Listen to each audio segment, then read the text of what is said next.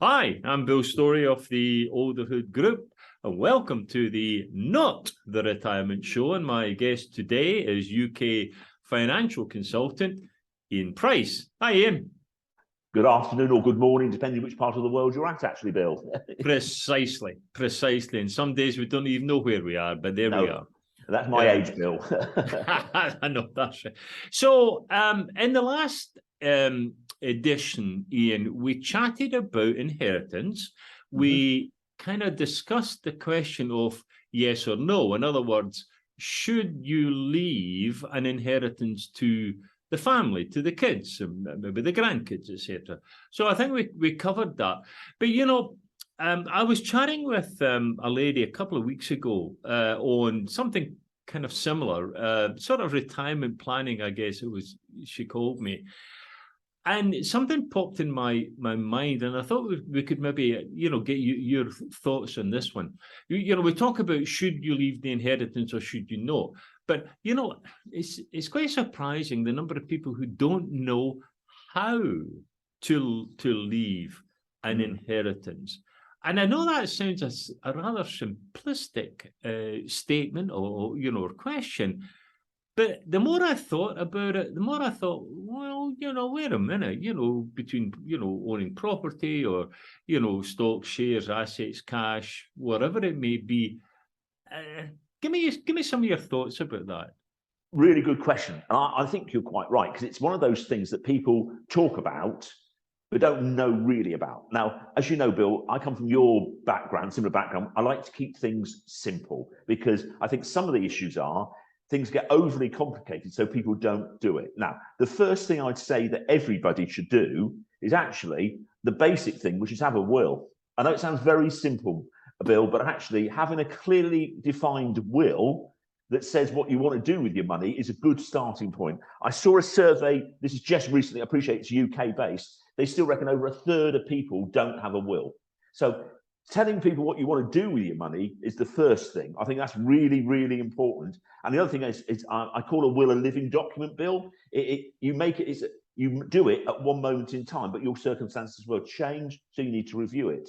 I think then what you should do is then look at what are, and I hate this word because it looks like it all gets technical, in each jurisdiction, how much can you leave without any sort of inheritance tax or other tax being applied to that estate?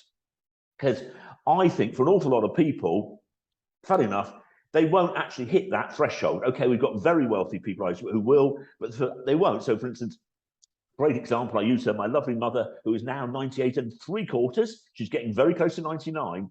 When she passes away, there won't be any inheritance tax to pay on the estate in the UK because she's got my dad's nil rate band and her nil rate band. So I think the first thing to do is understand what you can do, tick.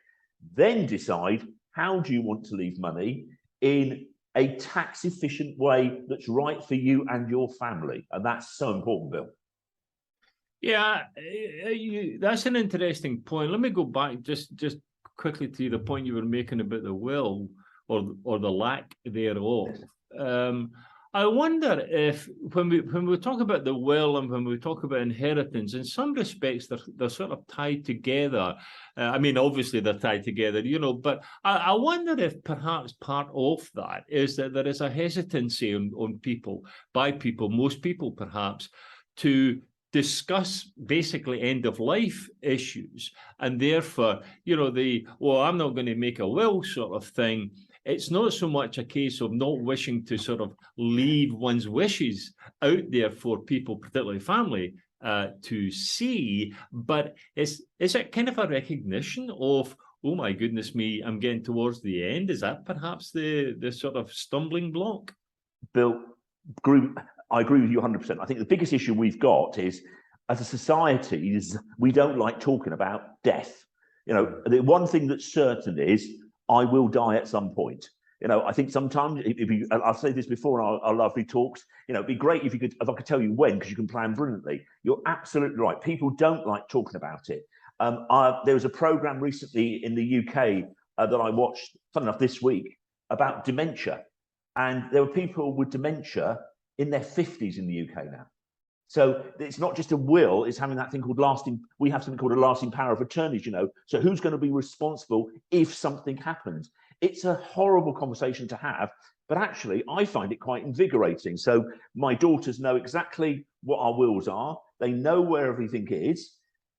So it's actually quite a cathartic, that's a big word for me, as you know, Bill, but a cathartic way of talking. So it's not going to be a shock when I go, that they know, well, this is, well, the money's going to go to Nicole, which is my wife, and then subsequently down. So you're absolutely right. There's this whole, we don't like talking. It's a bit like you said, we don't like talking about retirement. So fun enough, guess what? You're not talking about retirement. And probably you're getting more interest by not talking about retirement, although it is retirement. It makes sense. So it's, but you know, I think anybody, in fairness to their family, should have a will in place that's clearly, don't make it complicated.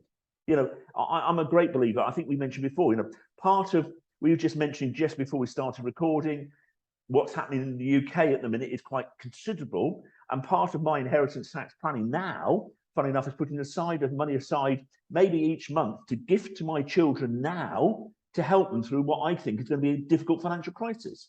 So there's always different ways, Bill. Absolutely right. Yeah, I think I've always referred to you know, the, you know, when are you going to go issue as the denominator syndrome. In other words, you know, if you've got $100,000 or £100,000, etc., and you know how long you're going to live, and it's 10 years, then you can sort of say, well, forgetting the inheritance piece, the denominator is 10, so therefore I've got 10,000 you know, units, whatever, that I could spend without leaving an inheritance. But the problem is you don't know what the denominator is. You don't know whether it is 5 or 10, 15 or 20.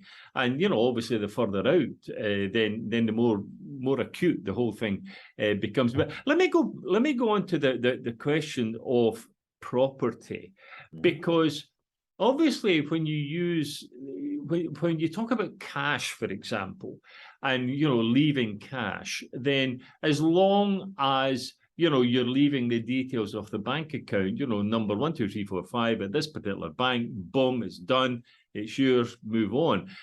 But the property thing is a slightly different issue, isn't it? Yeah, oh, absolutely right. Can I do property in 2 stages, Bill, that hopefully help me cash it? So if it is using me example, so when I decide to depart this world, which is hopefully many, many years' time, the property just goes to Nicole. So the house I'm in and all this just goes to Nicole. When something happens to Nicole, it will be split 50-50 with my daughters. Now, I genuinely think they'll then sell that property because they won't want to buy out the other half. Does that make sense? Because we love our house, but it's not right for our kids. And probably reality, it's probably too expensive for them to buy out. But fun enough, somebody who lived next door to my mother, he bought out his sister half share of the property. So you're absolutely right. I think it's easy at one point. It goes from Ian to Nicole. That's okay. When it goes from Nicole to the daughters, more often than not, I think the property's sold.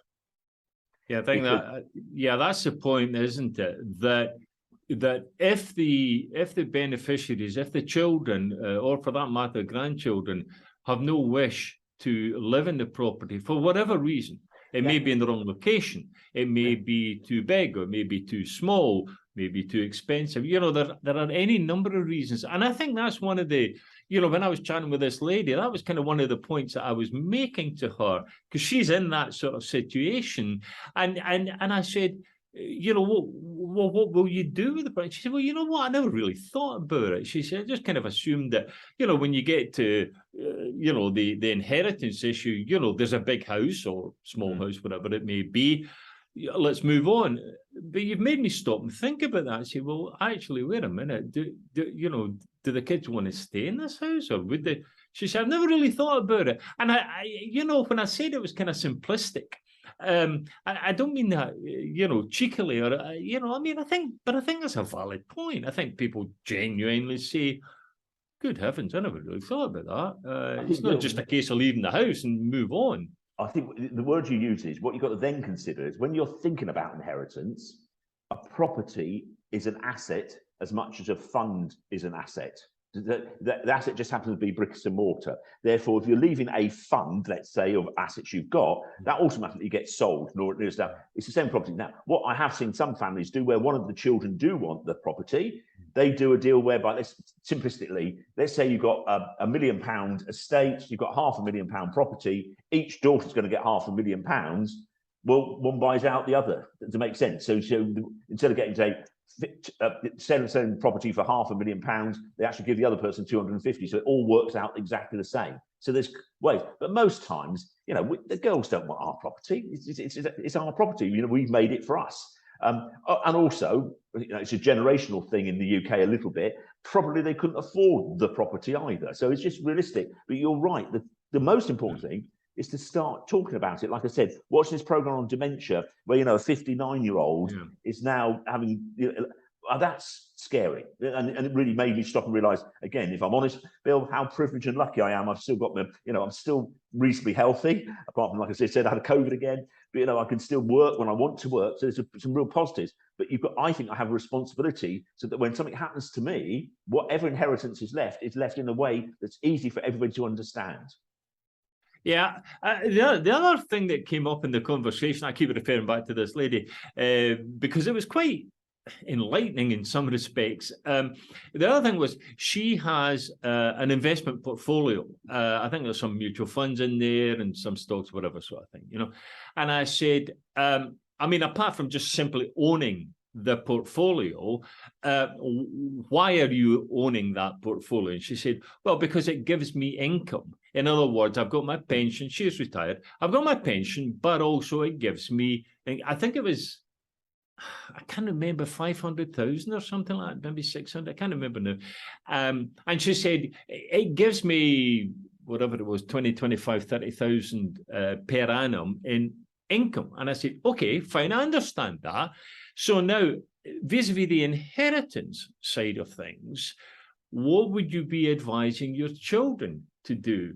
Are they going to cash out and take the, whatever it is, $500,000 in cash, and then they can do whatever they want with it, granted. But how would it be if they just simply held the portfolio now in their own names and therefore increased their annual income by whatever that number was, 20, 25,000? And she said, goodness me, she said, I never thought about that either.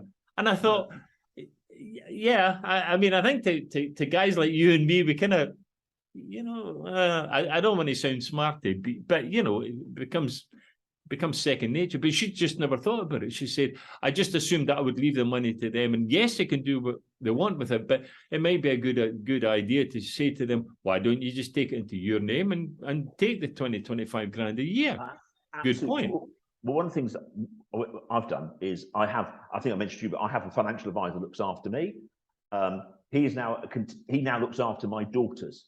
So we're starting what we call, you've heard the trendy word intergenerational planning. It's very trendy. As always in financial services, we get these trendy words. But realistically, what they're saying is he starts to know, in my case, Leanne and Jessica. So he will be well placed to advise them what's best. Because, what at the minute we're just talking about, if interest rates going up, then actually, if I die, cashing out and taking some money to clear the mortgage is probably the best thing to do.